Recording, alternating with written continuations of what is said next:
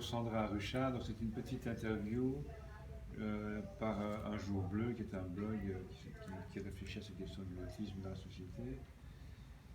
Et nous avons pensé à vous, parce que nous savons que vous avez une longue expérience des apprentissages et du travail avec les enfants autistes en institution. Alors première question, qu'apprend-on aux enfants autistes dans nos institutions? Est-ce que vraiment nous délaissons les apprentissages? C'est une critique qui revient souvent. Non, ça je ne pense pas. Enfin, moi par exemple, je travaille à l'antenne 110. Je sais que la question du pédagogique n'est pas oubliée dans les ateliers thérapeutiques. Mais depuis 5 ans, l'antenne 110 a sollicité l'école ESCAL, qui est l'enseignement spécialisé de type 5. Donc pour les enfants, je n'aime pas ce terme, mais malades, moi j'aime plutôt dire empêchés d'apprendre momentanément pour des questions ou physiques ou psychiques. Ouais. Et donc, au sein de cette petite école, là, la question des apprentissages est très vivante en tout cas. C'est pas obligé non plus, quoi. D'apprendre, pas au sein d'une école. Je pense qu'on peut apprendre de mille et une manières et mille et une choses. Très bien. Peut-on enseigner à tous les enfants? Ça reprend un peu le même. On parlait d'exception là tout à l'heure, mais est-ce que tous les enfants sont réceptifs à des apprentissages de type scolaire, ou bien est-ce que, évidemment, par moment, vous devez peut-être faire ça autrement, avoir une autre approche que l'approche scolaire classique? Mais déjà, le terme enseigner, je ne suis pas hyper à l'aise avec ce terme, parce que pour moi, dans la notion d'enseigner, c'est l'enseignante qui transfère quelque chose ou qui essaye d'apprendre quelque chose à l'enfant. Enfin, c'est dans un sens unique. Et moi, dans un premier temps, toujours, j'ai l'impression de plutôt me laisser enseigner par l'enfant. Il y a ce temps où le temps de la rencontre, avant que autre chose puisse se passer, où je vais regarder ce qui l'anime, ce qui le rend vivant, ses centres d'intérêt. Oui, son goût, finalement. Oui, et aussi comment est-ce qu'il réagit par rapport à la demande. Est-ce que si ma voix est trop forte, je vais poser ou lui parler autrement. Voilà, c'est toute une série d'adaptations qui doivent être faites avant de parler d'apprentissage. Et donc à partir de ce moment-là, c'est vrai que j'essaye de trouver une porte d'entrée, en fait, la porte d'entrée de l'enfant pour travailler les apprentissages. Alors il y a pour des enfants... C'est chouette cette formule, la porte d'entrée. Il n'y en a qu'une pour lui. Oui. C'est pas la même pour tout le monde. Non. Et pour certains enfants, cette porte d'entrée est plus grande que pour d'autres. Il y a des enfants où leurs centres d'intérêt sont vraiment évidents, et donc c'est facile, on a tout de suite du matériel pour se retrouver ensemble autour de ce matériel. Et pour d'autres enfants, c'est plus difficile. C'est parfois des choses tellement infimes qu'il faut pouvoir les repérer. Petit détail. Voilà.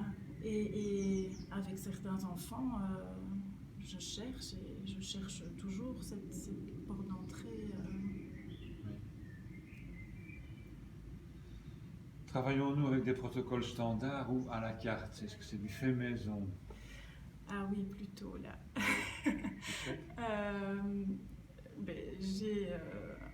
Je ne suis pas le programme de la Fédération Wallonie-Bruxelles.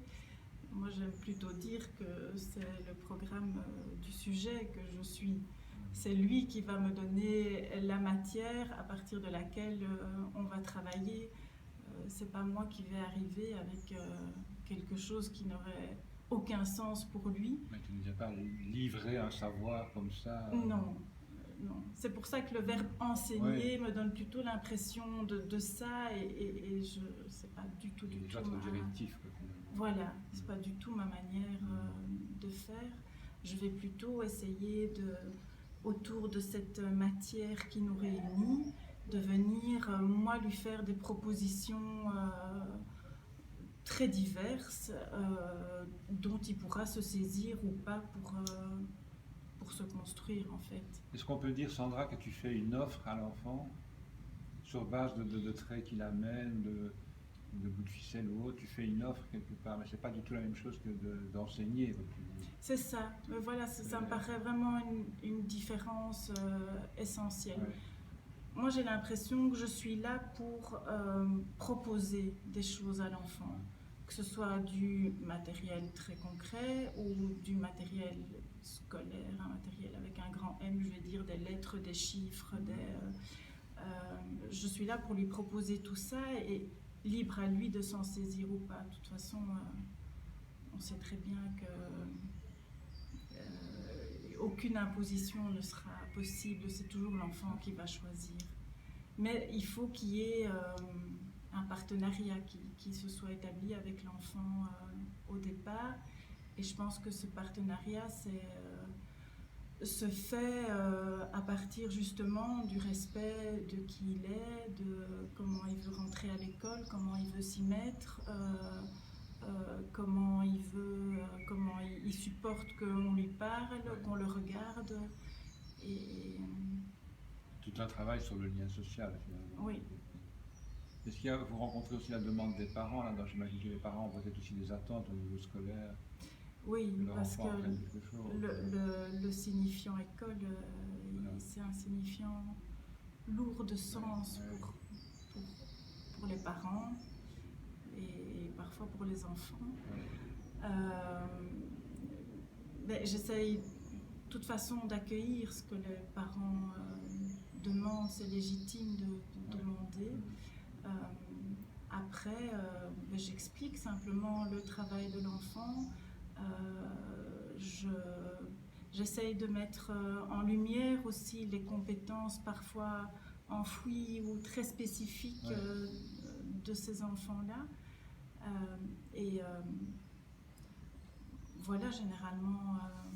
C'est un peu comme un passeur de la production de l'enfant. Tu témoignes du trajet de ce que fait l'enfant, même dans les petites choses, aux parents. Oui. C'est important que tu transmets quelque chose du parcours singulier du gosse. Et parfois, pour les parents, c'est important que leur enfant reste un élève. Et c'est pour ça aussi que l'école Escale accueille tous les enfants. Même si c'est un petit moment sur la semaine, mais cette place d'élève n'est pas oubliée parce que chaque enfant a le droit de justement avoir cette opportunité de goûter au matériel scolaire, quitte à lui à le prendre ou pas. Mais je trouve qu'il faut pouvoir proposer à chacun en tout cas. Et après cette prise en charge de 3 ans en général, est-ce que le retour à l'école est toujours possible ou pas? Non. Voilà. Non. Mais, moi j'aime bien toujours mettre au centre, mais qu'est-ce que ça va apporter à l'enfant de retourner à l'école? Si on peut voir qu'après la prise en charge institutionnelle, l'enfant a pu trouver une place d'apprenant, d'élève qui est supportable, où il a pu, avec ses petites inventions, trouver cette place-là, alors oui, pourquoi pas, et qu'on voit que grâce au matériel scolaire, il est en train de se construire davantage. Oui, mais il y a des enfants qui n'en sont pas là, qui ont encore besoin de quelque chose de beaucoup plus particularisé. Se retrouver dans une classe de 10, il faut quand même pouvoir avoir une petite carapace pour affronter tout ça. D'accord. Merci beaucoup Sandra pour ce témoignage instructif. Avec plaisir.